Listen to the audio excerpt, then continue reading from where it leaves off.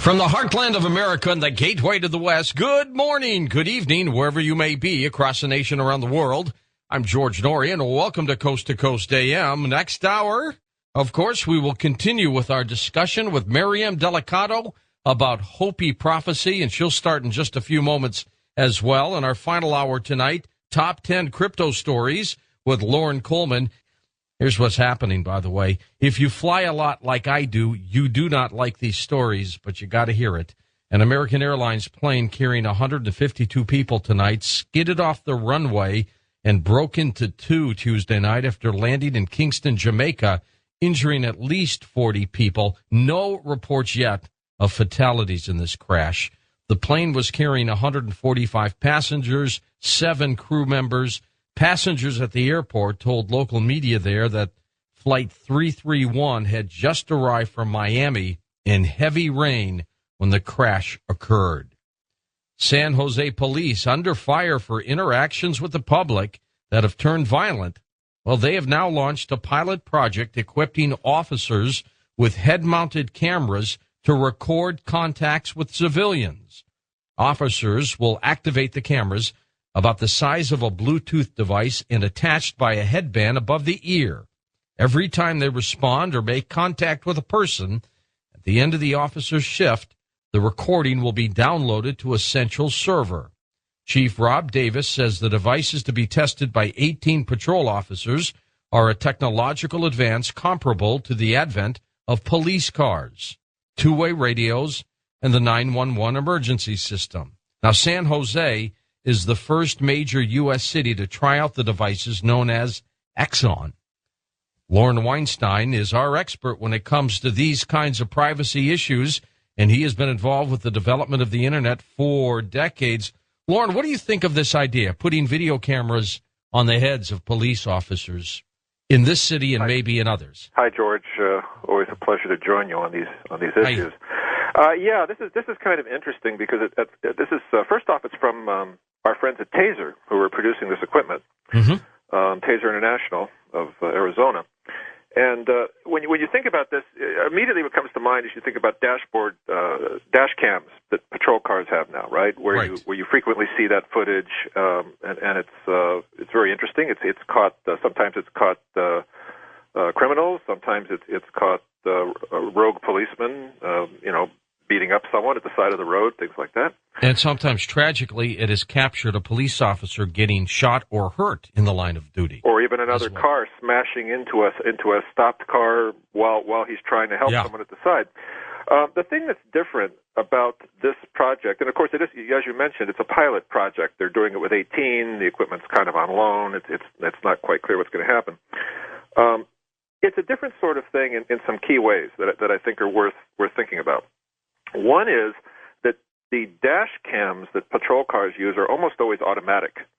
They're triggered when the car makes a stop for a call, when they turn on their lights and they stop. The officers don't have any control over it. These cameras, at least for this test, are under manual control of the police officers. They're supposed to turn them on when they're doing something that involves civilians, turn it off when they're done. Now that immediately brings to mind a question, which is, if you were a rogue police officer, would you turn the camera on before something rogue was going to happen? Probably not. Probably not. I'd say, hey, I forgot. The other thing, too, Lauren, is in the heat of battle here or something immediate, I don't think they're going to have time to worry about turning on a camera. Yeah, I agree. So you sort of get the feeling that if something like this was ever deployed, generally, it would probably have to be on all the time, and that would that would bring into all kinds of interesting questions because police officers would say, "Well, I'm not always on. Sometimes I'm off duty." Things like that. I'm eating right now. Does my camera have to be on? You can just see there's going to be all kinds of interesting complications. But another factor that comes into play with this is that unlike a dash cam, which is out on the street, police officers go in places. Right? They can knock on the door of your house and say, "Can I come in, please? I'd like to talk to you." You don't have to let them in. You don't have to let them if they don't have a warrant, right? Right. That's correct under normal conditions, but most people do. They want to be cooperative. Sure. And then you have to wonder, well, if the camera's on and it's viewing the inside of your residence or your business or something like that, what are the rules about that video that's captured? How long will the video be kept? Who will have access to it? Who will see it? Can they use image enhancement looking around the shelves of the rooms and everything else that's in there? Not that you necessarily have done anything wrong, but once you start making video recordings of everywhere a police officer goes, even under manual control, if you don't have all these rules really carefully laid out and some way to enforce them, not just on a voluntary basis, you can see that there are all kinds of potential issues that could come into play. Do you see this as an invasion of privacy, or do you think it's smart? Well, it depends on how it's used. Right. I mean, this is being promoted right now mainly as a technique to watch for rogue police. If you read the articles on this, also what they want, Lauren, is they want to be able to help police officers who might get shafted by someone who will claim this cop beat me up or he did this, and so the police departments also want to prove, hey, the cop did his job. Yeah, I agree. And so that's why I question this concept of manual control over when it's on and when it's off, because a police officer could, I'm not saying they will, but they could say, well, I'm going to turn it on when it's advantageous for me, but I'm going to turn it off when something's going on that I don't want to record. And I think that's going to be a big problem, along with this issue of what happens to the video. I mean, what are the rules about what's captured, especially if it's inside someone's house, inside their business, something like that? These are all questions that can be solved.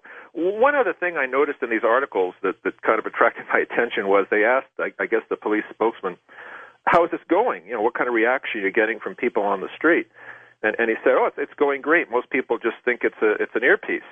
And I kind of scratched my head when I read that. I said, well, if most people think it's an earpiece, they don't realize it's a camera, then you're not really getting an accurate appraisal of how they feel about it. Because, if the policeman says you are being recorded, they're supposed to, by the way, I guess, announce when they're doing this. They say you are being recorded. But if you don't know that it's a video recording, you may react differently than if you just thought it was being an audio recording like you get sometimes now with the dashboard cams, which are recorded from the mics that the officers carry with them. So this is kind of a brave new world kind of thing. I think the camera, if you've seen the pictures of it, it sort of looks a little bit like the Borg. Yep. The Borg from Star Trek. There. We are here, and I understand you're Twittering these days, right? Yeah, I kind of questioned the utility of that at first, but starting earlier in the year, I discovered it's really very, very useful if used, appropriately and properly, and you don't have to tell people what you're eating for lunch all the time. And I'm at, actually the easiest way is just to go to vortex.com, and there's a link there to follow me on Twitter. That's the easiest way, and my blog is there, and that's where these various privacy issues and Internet issues and net neutrality and those things are discussed. Great. Thank you, Lauren. You have a great holiday. Lauren Weinstein. Lancaster, Pennsylvania. Police say a central Pennsylvania man had his belt to save for escaping injury in a week-long shooting. Listen to this. This is an unidentified guy. He was driving when he was fired at. Bullets struck his car. One passed into his cabin, hit his belt before stopping. Police say that the man was unhurt. Had he not had the belt on, bullet would have gone through his stomach. A court in Lahore, Pakistan, has ordered that two men have their noses and ears chopped off after the two were convicted of doing the very same thing to a young woman. They wanted to marry her. So the woman and the family rejected the offer of marriage from one of the guys, and so they cut off her ears and her nose. Unbelievable. The anti-terrorism court also ordered that the brothers spend life in prison and pay 700,000 rupees, now that's only $8,300, in compensation to the victim. The husband of actress Brittany Murphy has told a television show that his wife was suffering from laryngitis in the days before she died. An autopsy has been carried out. Cause of death will be known in a few days. Some experts all around the country who are pathologists say that a lot of prescription drugs were found in the L.A. home there as well. Murphy collapsed at home in Los Angeles and died of cardiac arrest. The nation's ambulance crews are pushing a virtual medical ID system to rapidly learn a patient's health history during a crisis, which can immediately text messages to loved ones that the person is headed for a hospital. The web-based registry, which is called invisiblebracelet.org, started in Oklahoma got a boost this fall when the state's government made the program an optional health benefit for its own employees. Now the eye bracelet attempts to go nationwide as the American Ambulance Association next month begins training its medics, who in turn will urge you in their communities to sign up. For $5 a year, basic health information and up to 10 emergency contacts are stored under a computer-assigned PIN number that's kept in a wallet card with your driver's license or a sticker on an insurance card. Home resales surged last month to the highest level in nearly 3 years, some say reflecting an extraordinary level of federal support that has pulled the housing market back from the worst downturn since the Great Depression, if it is indeed back. Much of Europe continues to face severe upheaval as a cold snap sweeps the continent there. More than 80 people have died across Europe, including 42 in Poland and another 27 in the Ukraine. They simply froze to death. And a video game obsession. Roxbury mom in Massachusetts, she said it's over for her 14-year-old boy. She called the police. She told him, go to bed. She woke up later that night. He was still up, playing video games. She got upset with him, called the police. She apparently is among thousands of parents struggling with today's video game-obsessed youth. The Entertainment Software Association reports that the popularity of video games is skyrocketing, with 42% of adults intending to give or hoping to find one in their Christmas stocking this week. Up next, Hopi Prophecy with Miriam Delicato. That's on Coast to Coast AM. Now, you're going to find this fascinating. Miriam Delicato is the author of Blue Star Fulfilling Prophecy. Now, listen to this. After an abduction experience in 1988, she was asked to write a book for the aliens, about the aliens, at their request. 15 years after the initial request, the writing began. Contact began with her at birth. It's ongoing. Great deal of information initially given to her is now being accepted by many in the UFO community as fact, as well as the mass public. Here is Miriam on Coast to Coast. Miriam, how are you? Happy holidays to you. Oh, happy holidays to you, too. And it's a real pleasure to be here on Coast to Coast, especially with you, George, tonight. So thank you very much. I'm looking forward to the show. So welcome. I am fascinated by many of the things that you do, especially the Hopi prophecy. And I'm particularly fascinated, Miriam, about how it echoes other civilizations. When you look at Book of Revelation in the Bible, for example, it has similarities to Hopi prophecy. Tell me a little bit about Blue Star Prophecy. Well, I think before I even get into anything, George, I need to explain that the way that I'm going to express and explain the information that I'm going to share tonight is primarily from my experiences and from also getting to know the Hopi as I have over the last few years. So the Blue Star Prophecy is a prophecy that basically, in its simplest form, says that when this star appears, that it's going to be a signal and a sign that there is a new time coming. And people have talked and expressed and explained that this means purification, it means the end times, and even I've used those words. Now, according to the Hopi, the Blue Star Prophecy it's like looking at a timeline, and it's a signal to tell us exactly where we are on this timeline of prophecies, and if we continue along that same path, where it is that we're going to be heading. So there's a lot of questions about this Blue Star Prophecy, and even my book is named Blue Star. So I think that we can get into this a little bit deeper. Hey, tell me about the Hopi. Who are the Hopi? The Hopi Indians are a group of people that live in the United States, in Arizona, in northern Arizona. And they're a very unique group of people on the planet because they have managed to maintain the sacred and spiritual way that they have held for thousands of years.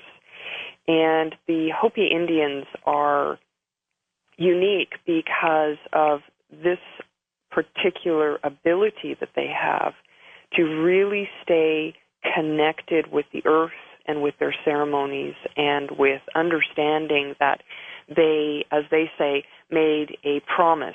I'm going to use my wording, a promise to Masao, the creator of this world, to hold the balance of all of life.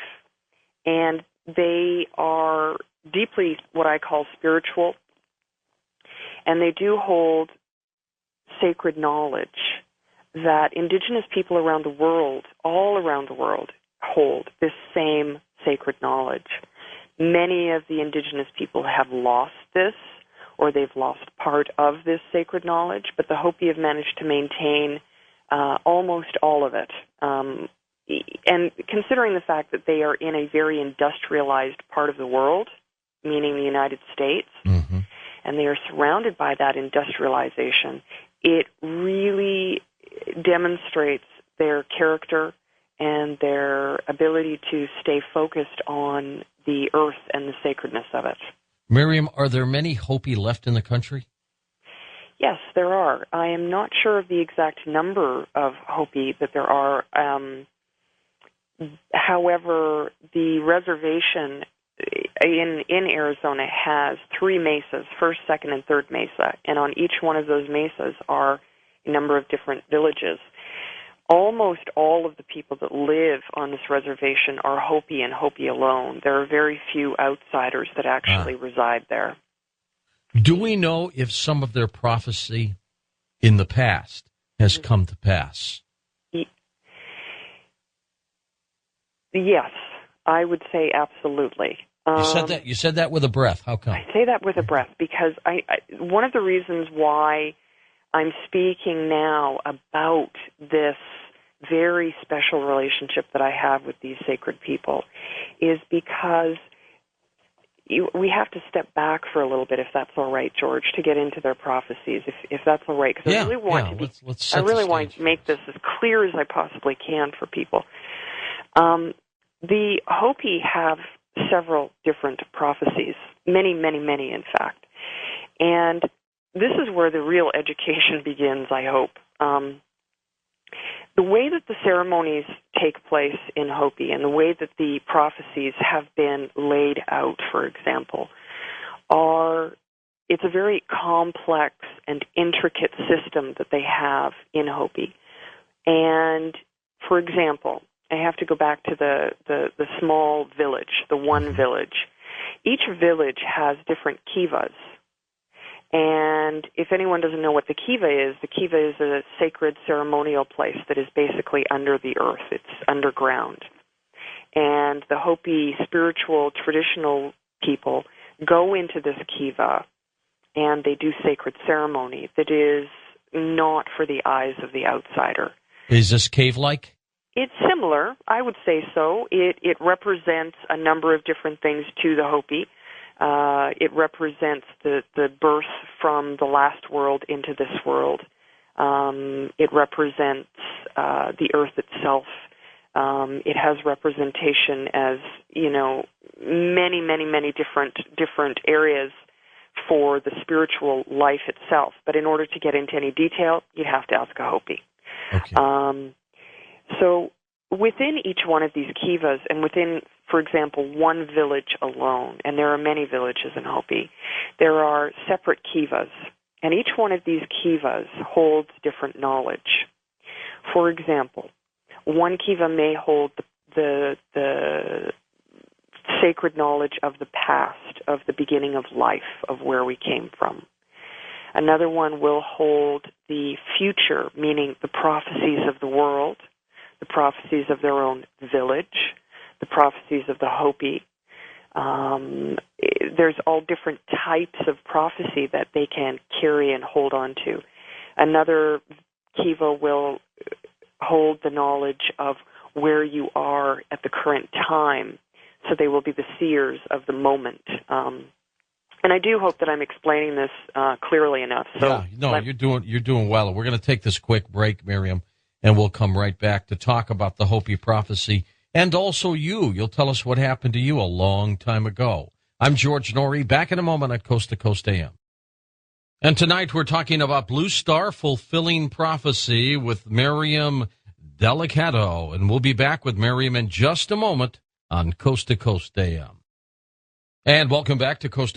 I'm George Norrie, and tonight we're talking about Blue Star Fulfilling Prophecy with Miriam Delicato. And Miriam, because you're so important to this story, tell us a little bit more about yourself, how this all started happening to you. Wow, that brings that makes this really jump into overdrive, that question, George. Well, going on 22 years ago in 1988, I had a very profound spiritual experience where I had a face-to-face encounter with tall, blonde-haired, blue-eyed extraterrestrials. And this took place in Canada, in British Columbia, in fact, on a highway. And I would say that was really the beginning of how I was, how I ended up speaking to the Hopi. That was the very first step. And I spent 3 hours on board a craft with these beings. And during this time, they shared with me profound information regarding humanity, for where we were from. For example, that we were actually engineered, and there's nothing wrong with that. Even if there is a God in the sense of the biblical sense, I still believe in God. I still believe in the Creator, and in understanding that we are engineered human beings doesn't go against that, in my view. And there was a story that was told to me by these ETs, where they explained to me how we were actually living in what they explained as the fourth world, that we were currently in the fourth world, and how a certain group of people had been taken from what they called the third world and sort of rescued, because in the third world of existence that was here on Earth, there was a very dark time that took place with humanity. And there was a lot of genetically engineering that was going on, and there was no spiritualism, and there was a lot of technology that was getting out of control. And quite frankly, it sounds like the time that we're in again. Yeah, it does. And so there was, as they described it to me, a decision was made.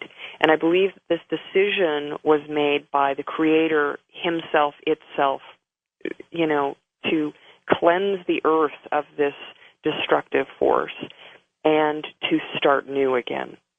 And before this took place, certain people were taken off the planet.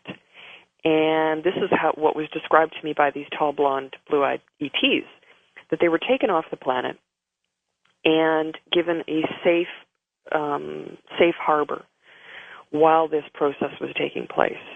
And during that time on the craft, I saw a vision of these particular people.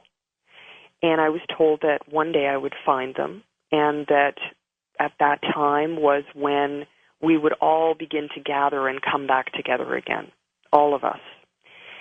And as human beings, as the people who are on the planet now, like myself, who have had alien contact, direct physical alien contact, those who remember that we are here as spiritual beings, those who recognize that we need to be responsible for ourselves individually and for the earth, and all of these very unique people who had been taken from the third world and brought into the fourth.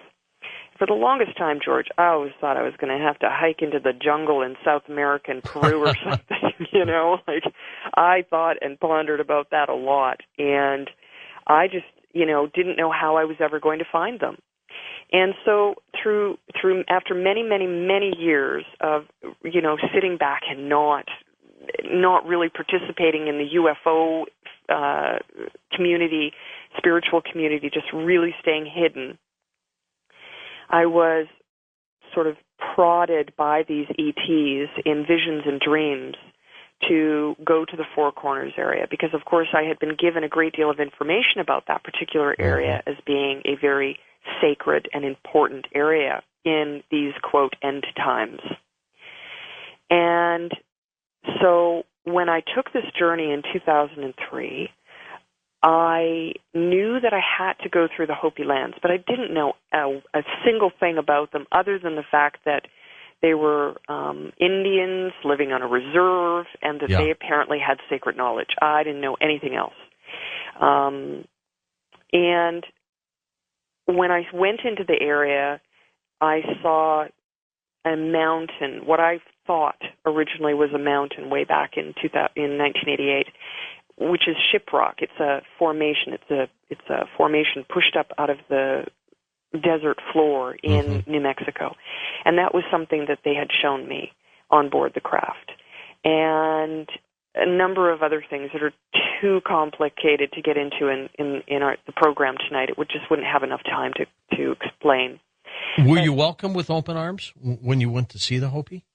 Well, went through Hopi, had an experience which I call a psychic flash, knew exactly who they were, and realized these were the special people that I was instructed to find. And then I went back the following year. And when I went back the following year, I met a woman. And instead of, can you imagine? I walk into it's like, it sounds like a joke, right? You walk into a store, you walk up to someone, you start talking about, aliens, and then all of these things happen. That's not what happened. I walked into the store, and I thought, how on earth am I going to tell this woman about aliens and experiences?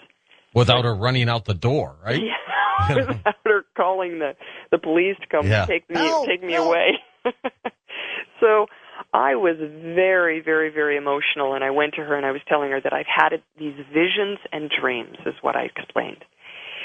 And she actually sent me to an elder on the mesa, one of the mesas. And then, of course, that got into a whole bag of very interesting synchronicities and things that took place. We went to see the elder. We had a 3-hour-long conversation. He was very taken aback by absolutely everything that I shared with him. He constantly would look at me and say, how do you know this? How do you know this?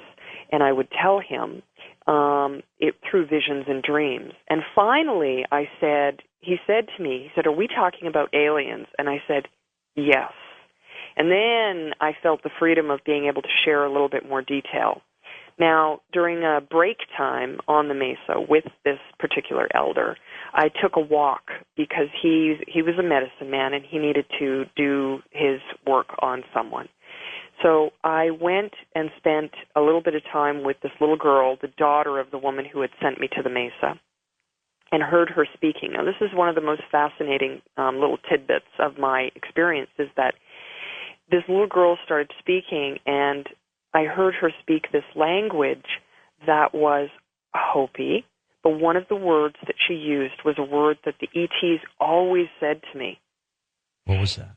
And it was, I wrote it down phonetically, and I had it in my back pocket. I wrote down Australia, and it sounds like Australia. That's the way I tried to remember it when I came back.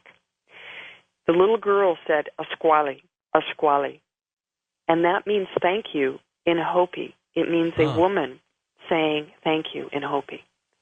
So you can imagine how I felt, George. I mean, my gosh. The realization of all of this was overwhelming to me.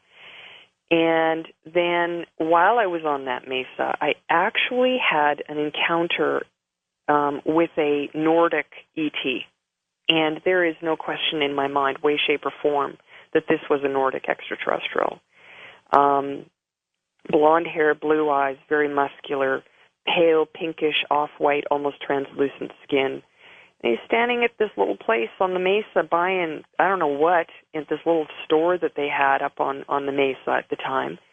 And I remember thinking, my God, this is unbelievable. And then I thought, I will never question my path again. I will never question it again. And so I went back to the elder, and then we continued our conversation, and that's how my relationship began. But that's a long ways difference between where it is now and where it was then, and why. The reason that I'm coming forward now is actually been a very difficult decision for me to make. You didn't want to originally? Well, I wanted to come forward and share the information regarding the extraterrestrials and the contacts that I've had and how they're connected to the indigenous world, yes. But to come onto this program with you, George, and talk about Hopi has actually been very difficult for me. And it's been a process of me being able to say, okay, I can do this. The reason is because of these prophecies of the Hopi that are so important on the planet right now, as the Mayan prophecies are, the Blue Star prophecy, the Condor and the Eagle prophecy. And these prophecies, as you stated, they're biblical prophecies as well. They're all beginning to come together. And my role in this is simply doing my part. I'm not going to sit here and tell anyone that Miriam Delicato is so special. What I'm going to say is that I received messages, absolutely crystal clear messages, at the beginning of 2008 from the extraterrestrials. And in 2008, I was very clearly told that I needed to do very specific things. I needed to make an object that was carved.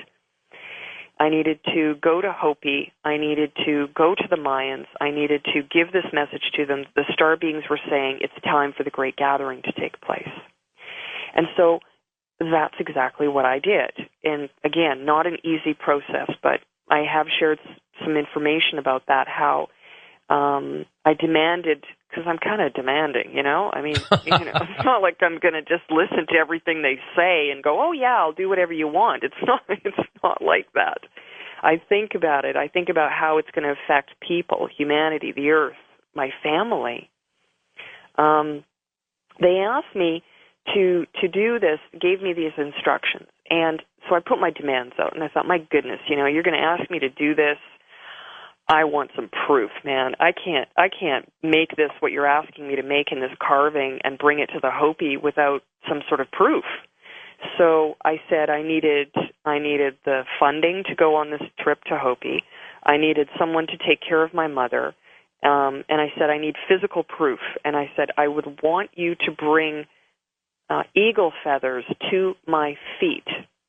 And I said, I don't care how you do. And I was very specific. I said, eagle feathers. Yes, eagle feathers. Because I needed something to transfer into the physical world to show me that what I was doing was the truth.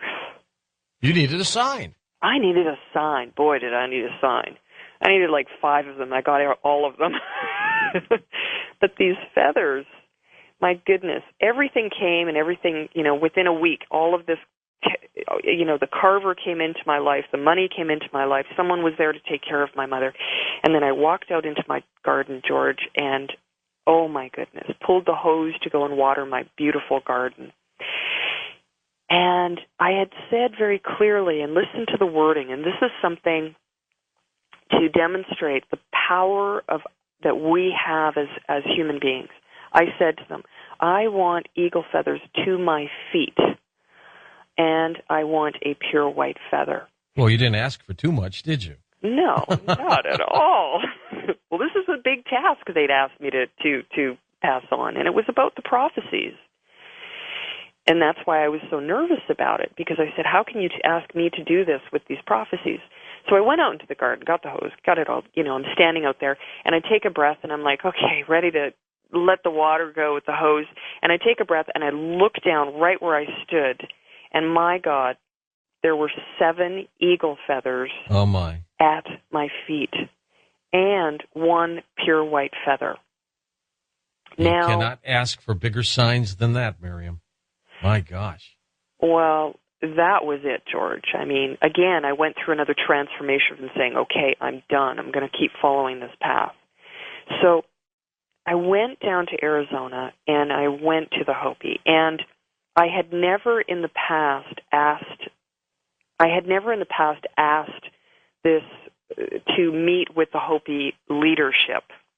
And when I say the leadership, what I'm talking about is the spiritual leaders from all across Hopi. All right. And that's when things got interesting. And were they willing to meet you? Yes. Okay. Yes. It's almost as if they knew you were coming. You would have to ask them that, but yes.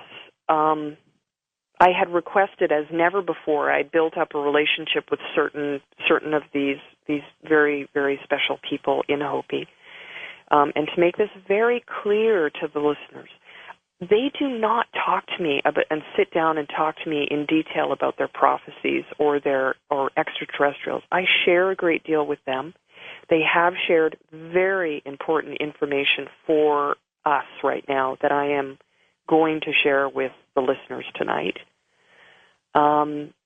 But we have a very, I think, respectful relationship where when I went there, I had never asked for anything before. I've never demanded anything, said, okay, I want to, I don't do that.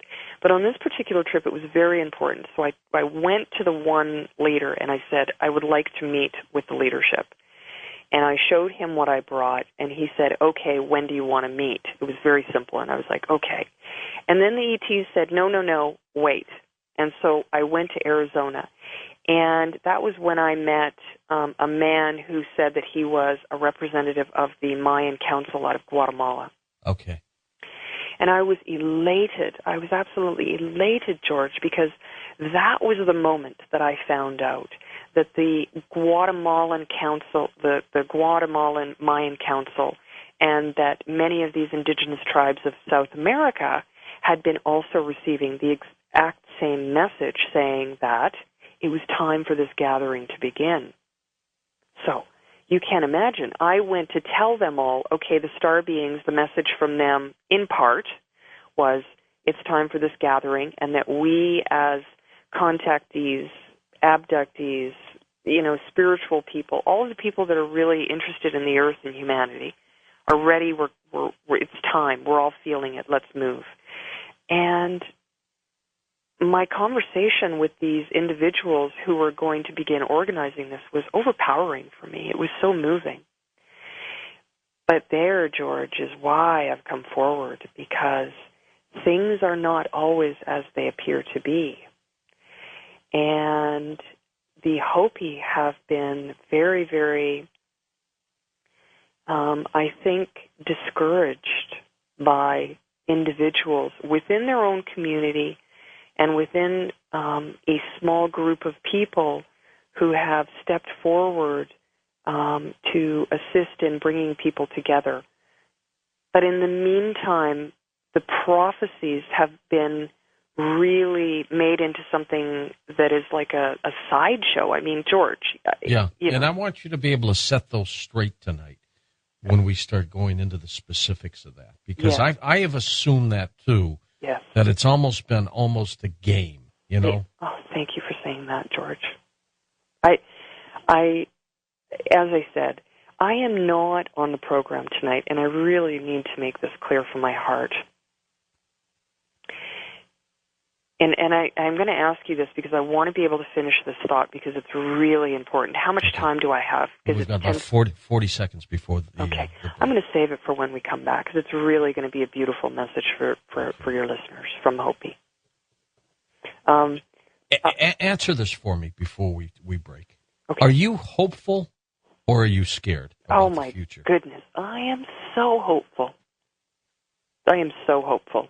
All right. Well, that's a good way to break, because I want us to be hopeful on this. With our special guest tonight, Miriam Delicato, her book, Blue Star Fulfilling Prophecy, her website, linked up at coasttocoastam.com right. Fascinating discussion tonight with Miriam Delicato, her book, Blue Star Fulfilling Prophecy. And we'll be back with more. We'll talk about the message she has, how the Hopis tie into the Mayans, and just fascinating information. That'll be next on Coast to Coast AM. Miriam, before we get into more of the Hopi information, tell us about this message. Well, the message that is so critical for me, and which I find overwhelming actually, in being given this particular day to come on Coast to Coast. Something interrelated with these prophecies of the Hopi and the Mayans and the people from North and South America, the eagle and the condor, I'm going to get into this a little bit, but to tell you that at this very moment, George, as we're having this conversation together, the Hopi have begun a very sacred ceremony, and they've already been preparing for it for weeks now.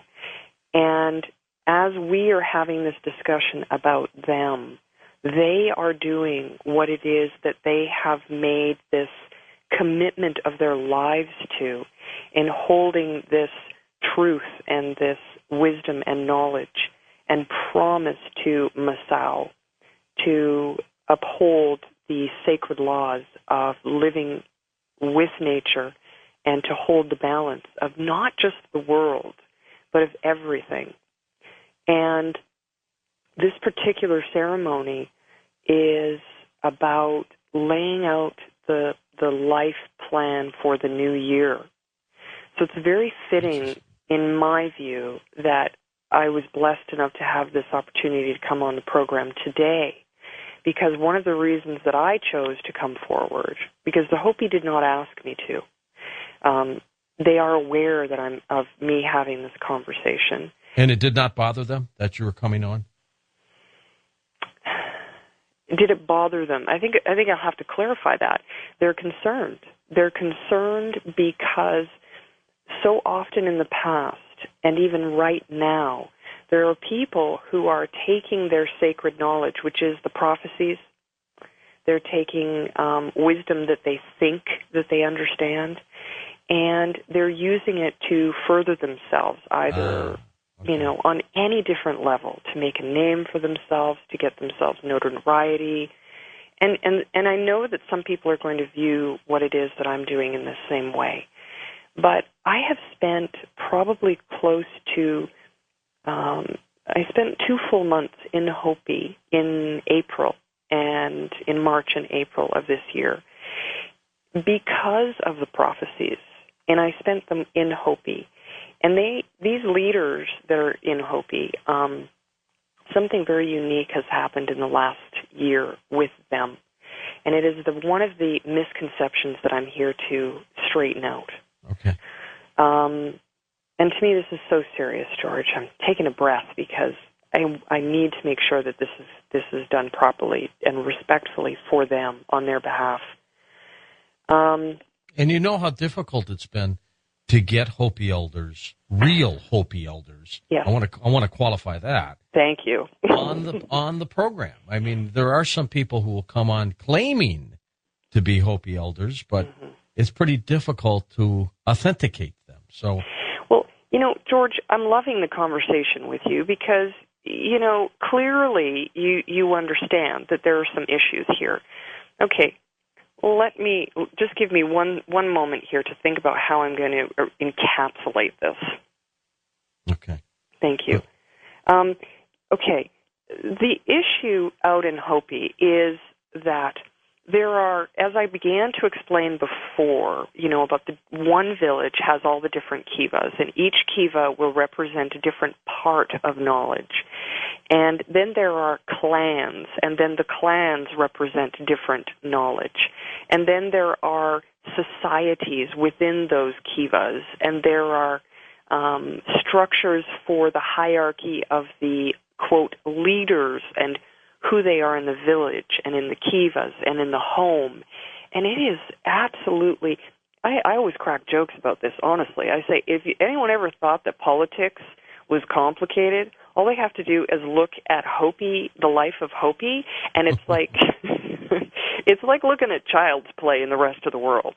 The rest of the world is like children playing because it is so complex. So this is one of the reasons why there's been so much abuse and I would have to use that word strongly, in the misrepresentation of the Hopi, because the Hopi leaders, for example, come from the kivas, the villages, the mesas, the tribe. And one of the areas that people are not clear on right now, for example, with an event that happened in Hopi, or they tried to have it happen in Hopi in April of this year. And the Hopi were not in agreement with this particular event because they had not been they had not been spoken to. And this was an event that the Mayans were involved with. And sadly, it was to do with the gathering. And these Hopi leaders are from all of these different villages and mesas. So when I say the leadership, okay, during our conversation tonight, when I say that, what I'm saying is that many of these leaders, I'm not going to say all of them because that would be not truthful either, but many of the key leaders are truly in agreement with not participating in that event in April. We're all in agreement with not coming forward and talking about the prophecies to people at this time. And there's a reason for that. We'll get into that in a moment. And so they don't want to come forward, George, because whenever they speak, it's like someone says,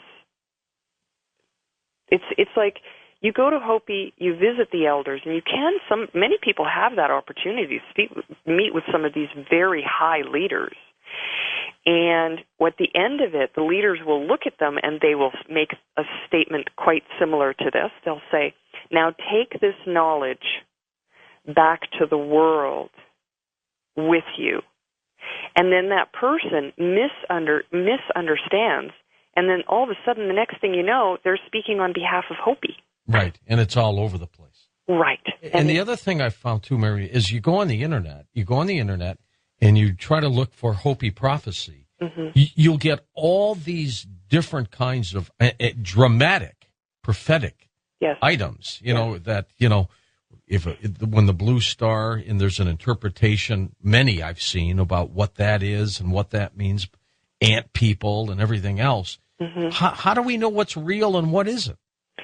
Well, this is the whole point, is that you cannot listen to individuals that are coming forward talking about Hopi prophecies and saying this is what happened. There's two individuals that are Hopis, and I'm not going to, I'm going to be very respectful. There are two individuals that are Hopis that are currently out there speaking to the world. These two individuals are being very, very hard to deal with the traditional leaders and people in Hopi. So I would ask, they're not endorsed by the Hopis, are they? No, not in any way, shape, or form. But people don't know that. Right. And so they're coming forward and understand that the one individual is not what they say. He's not initiated from the water clan, okay? And when someone is not initiated, it means that it's like saying a 2-year-old is water clan. They have the same, they're from this clan. It doesn't mean that they have this sacred right to do water ceremony. That right to do a water ceremony by the Hopi must be learned, and it must be learned through the societies, and it must be endorsed by the clan itself. Yeah. And so that's an example. And then talking about the prophecies coming forward, these people don't have the authority to come forward and talk about their prophecies. And the next statement I'm going to make, George, is why I've come forward. Okay. It's almost as if, had Nostradamus been alive, you have 15 people out there interpreting his quatrains, and Nostradamus probably said, hey, I didn't let any of you want to do this. Let me be the one to say, well, he's gone now. So we have to, we're at the mercy of those who interpret that. But go ahead. Right. And that's precisely the point. Doom and gloom, we're all going to die, 2012, Blue Star Prophecy, what does it all mean? Okay, this is my understanding that I have been clearly told repeatedly over and over by the Hopi. And this is, again, to clarify and make this crystal clear to the listeners, this is not about one Hopi leader. This is about all of them across Hopi. And I have kept this relationship private because I didn't feel that it was, it would be disrespectful to share with the public the fact that during this event, where they had to actually create a law to protect themselves from outsiders, that they did this. And then they got people pointing fingers back at them by saying, oh, it was all the Hopi tribe, and it was all them. The Hopi tribe, meaning the government-run Hopi tribe, got involved in this event in April because of the fact that the traditional leaders, the spiritual leaders, the Kiva leaders, the chiefs, in numerous numbers of them, went to the Hopi tribe and said, help us. We don't want this to happen. This isn't right, for a lot of reasons.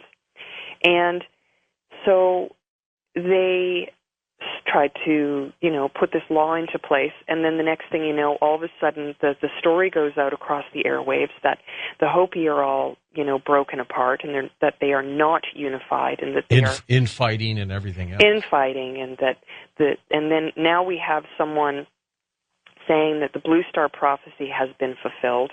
There's other individuals who are saying that the movie, oh my goodness. No, well, close enough, sure. Apocalypso? The Day After Tomorrow, I think it was. That was based on Art Bell's book, The Coming, and Whitley's The Coming Global Superstorm. I don't know if that was it, though. That was more of an Earth Changes.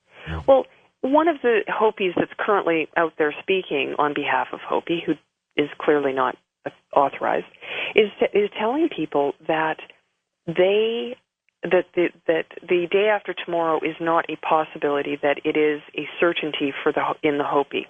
But understand that these people, for the prophecies themselves, all of these prophecies, for example, the ones that came from Hautevilla, from Thomas Banyaka, he came from Hautevilla area, so Third Mesa.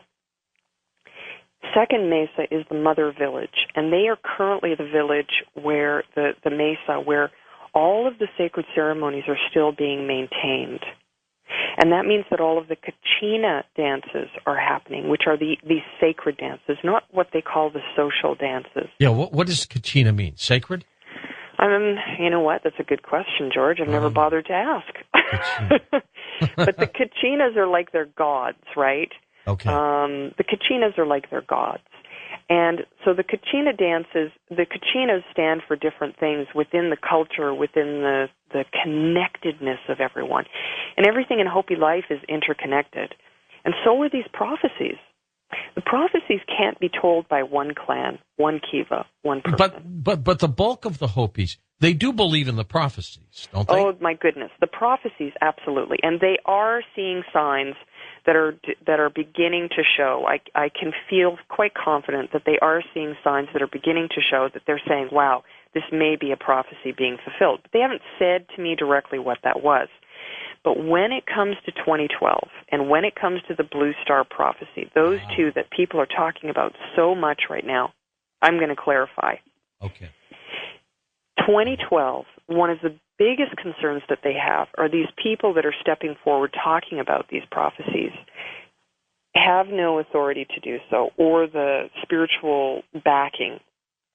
On behalf of the Hopis. On behalf of the Hopi. Okay, there's some people talking about 2012 who don't even make reference to the Hopis. Right. Okay. But the ones that are talking and saying, yes, the Hopi are saying this or the Hopi are saying that. No, this is not true. This is maybe a handful of people that are saying, making up their own minds, their own decisions, just like any good researcher would do, and then coming to a conclusion. And because they happen to be Hopi, people are listening to them. Sure.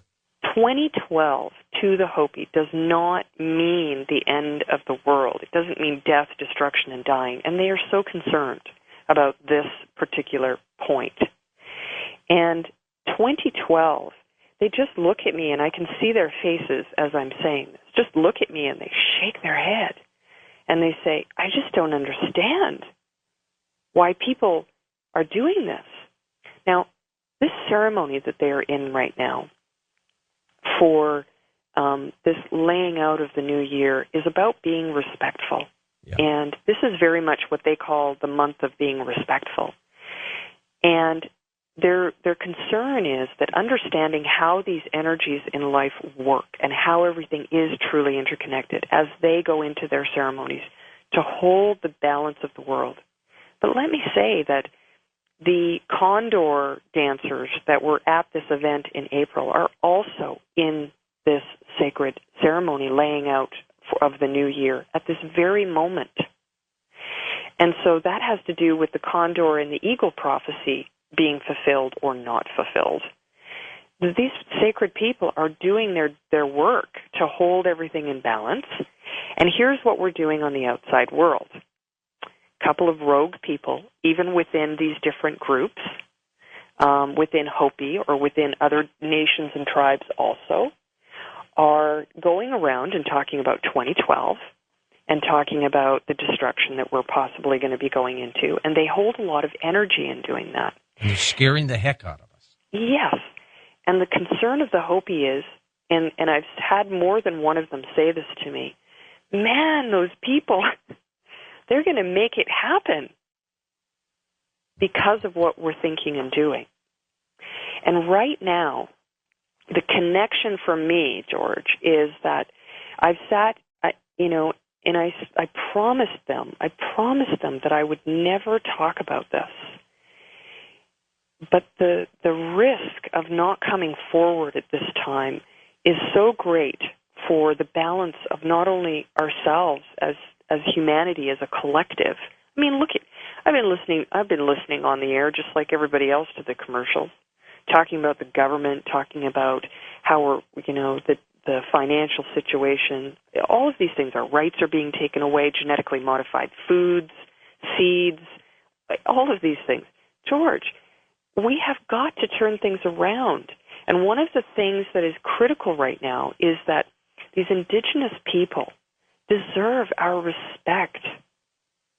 And James Arthur Ray, for example, has done a great disservice to these sacred and beautiful people, not just the Hopi, but all over, by taking a ceremony that he has no concept of in the intricacies of it, and then pumping it back out and selling it to people and saying this is a spiritual experience. That is not spiritual.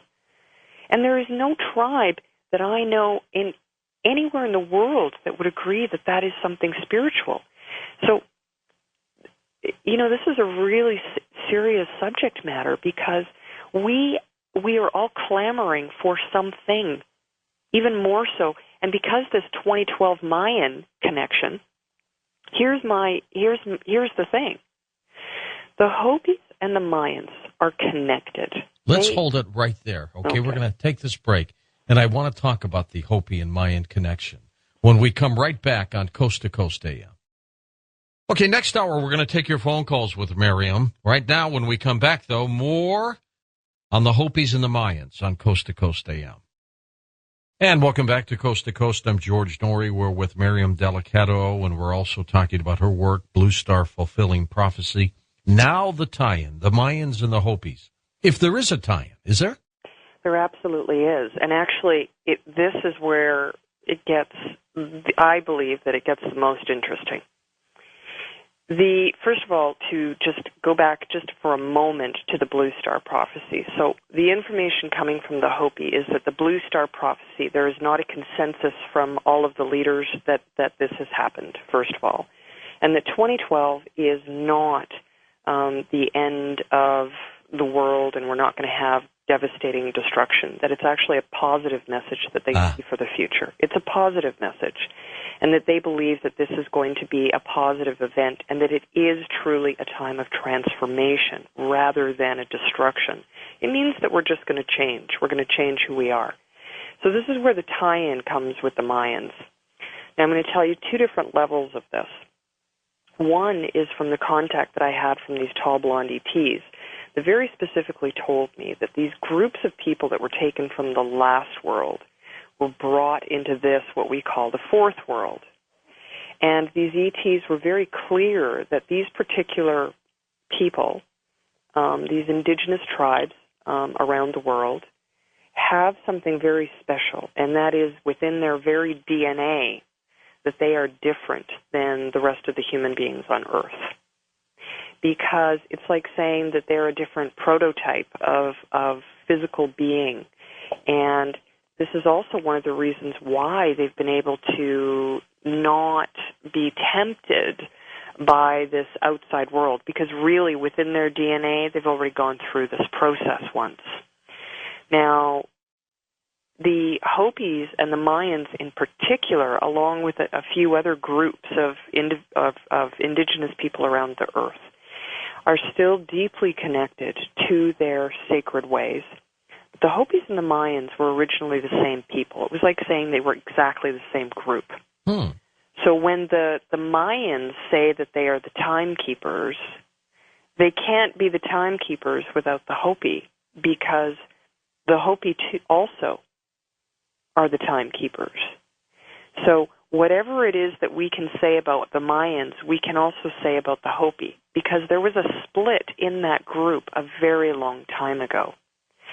And they both held on to different parts of the sacred knowledge to ensure its safety. Now, that's my understanding of that.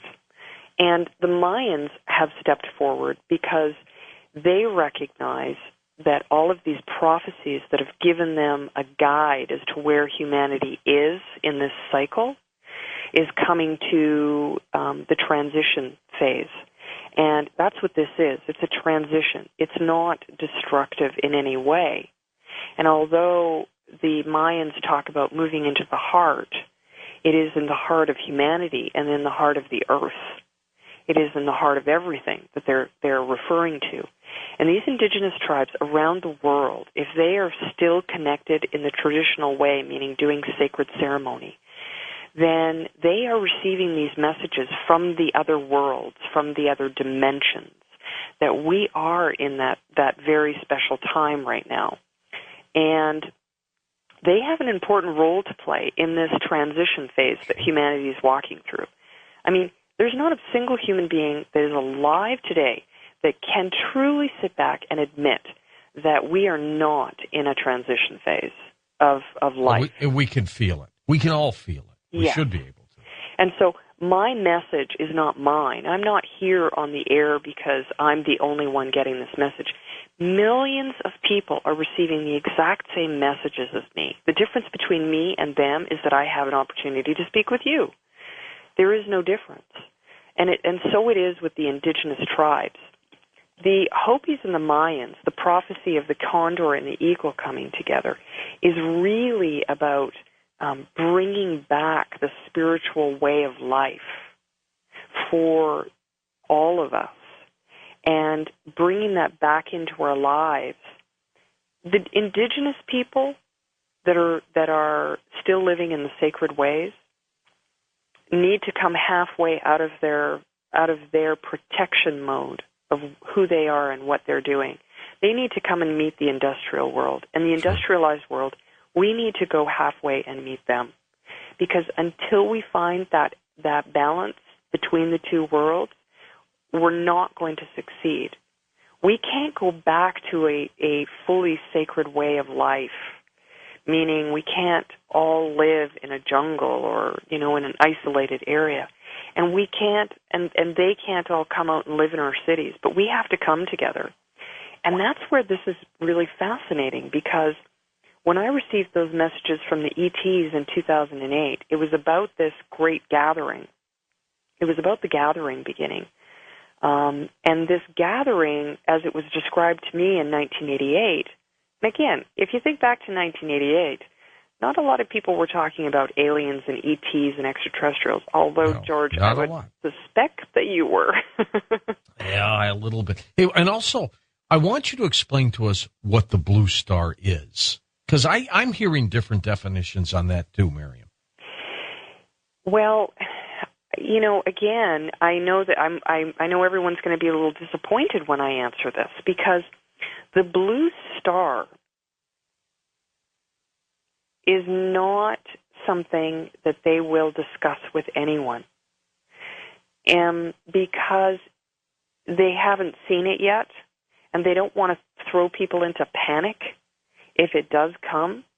They don't want people to misunderstand or misrepresent what it is that they've said, so they have not talked to people about it. And if you would ask my opinion after being with them for as long as I have, I have a very strong opinion that the comet Holmes that happened in 2007 was indeed the blue star that appeared. That is my that's your feeling, your that's interpretation. my feeling. That's my interpretation. When I've said that to them, they have not. They've not said no, but they haven't said yes, and they've said we don't talk about our prophecies with anyone. And so, the blue star, until we hear from these sacred elders themselves, I think the wisdom that I can share is that we need to use caution with these prophecies, because representatives coming forward, I am not representing Hopi. I'm not.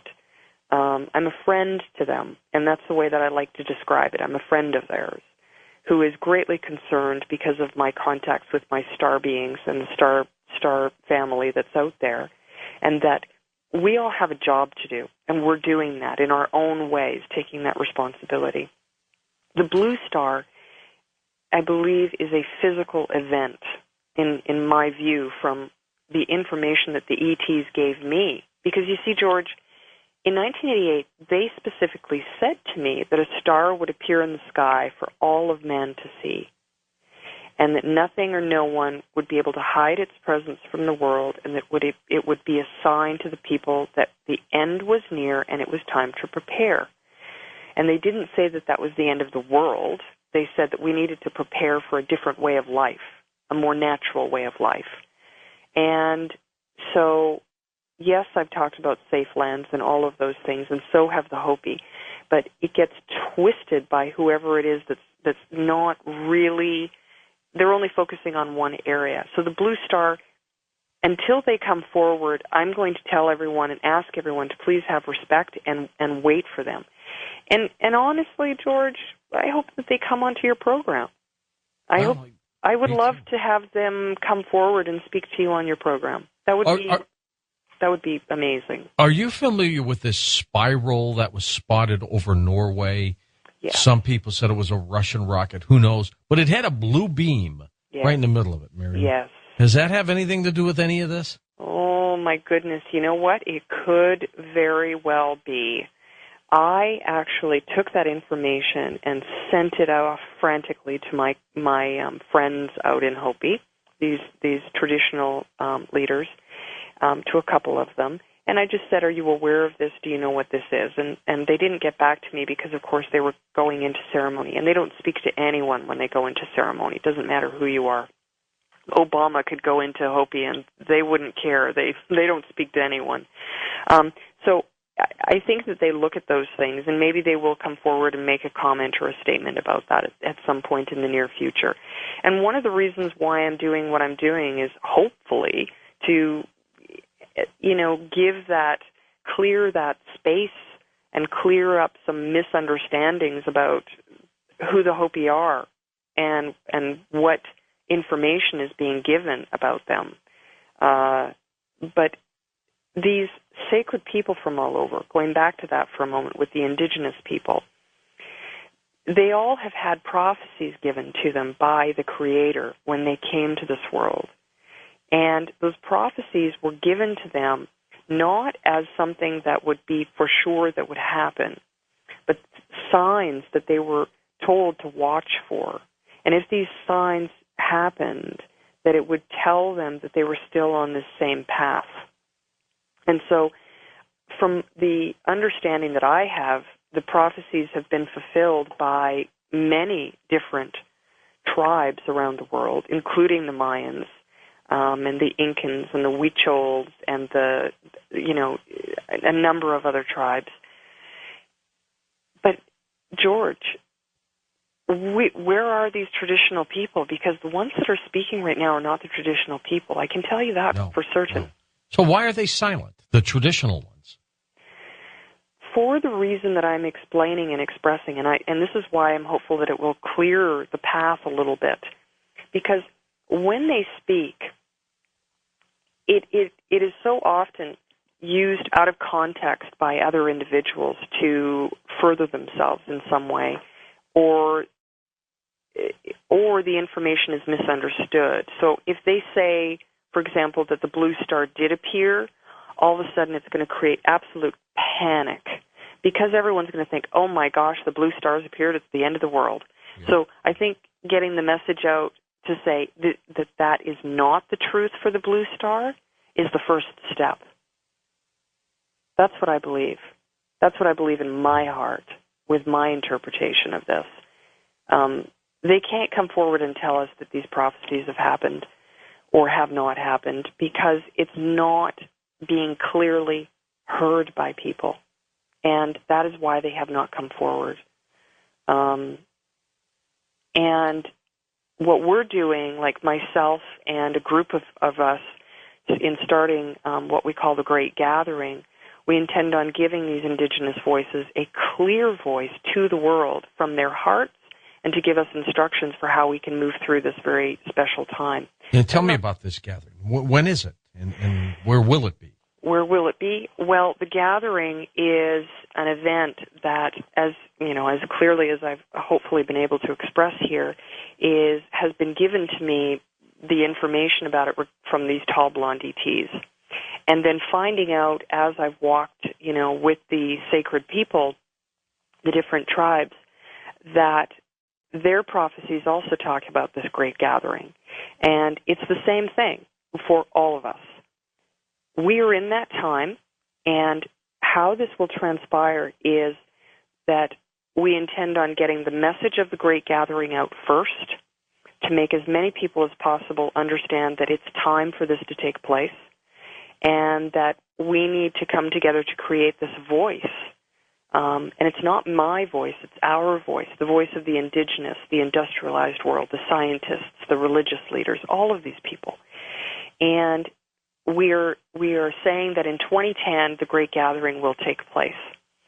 And we do not have a specific place that we have chosen to have this event, because as we take this step by step and give people instructions of what they can be doing to create this, how we're going to connect our networks to get these messages out, we are also going to be giving them instructions of how to create a gathering in their own area. Because this isn't about money, George.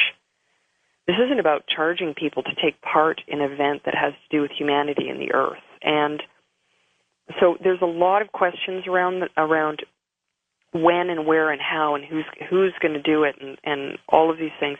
But we're going to have to take this one step at a time, because the indigenous tribes have begun to move. Great gatherings are happening all over right now, all over the earth. And I've already had interest from people in a number of very sacred areas all around the planet, from very sacred people still living in the traditional way who have expressed an interest in having gatherings in their particular areas. And so we don't want to announce anything, because we need to simply get the message out that this is the year of the Great Gathering. And if this is what the Hopi are doing right now. They're laying out the plan for the next year. I was on a conference call the other day with people who were all going to be putting out the message to their networks for this year to be the year of great change. And I was just shocked by some of the things that they were saying to me, and quite overwhelmed, because these were all contactees who have received not just the exact same messages as me, but for the same timing. We are hopeful that we will be able to create this sometime in September. On what scale will be up to the people listening. It will be up to humanity as to what scale it will take place on.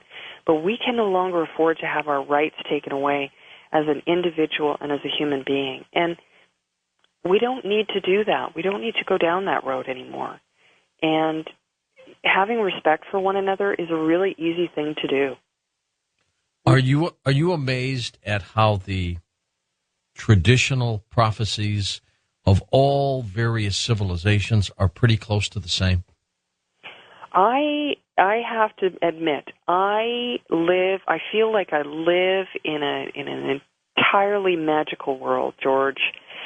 22-year-old young girl living a very, normal life, going out, having fun with friends, has an experience with tall, blonde extraterrestrials, and the next thing I know, I am sitting here going, all right, great gathering of humanity, in, all of these very sacred people around the earth that are going to come together. And then I'm realizing as I move into this further and further all the time, George, that the information that was given to me by these ETs, the reason that these prophecies, they told me, what they said was this. Let me stop myself for a moment. Okay. What they said was that these particular groups of people that were taken from the third world into the fourth had been all given the same messages, and that if they were able to remember the sacred knowledge, that they would know and remember who they were, where they were from, and where they were going. So they all had these same guides, prophecies given to them. So initially I thought, no way, I can't believe that. That's just ridiculous.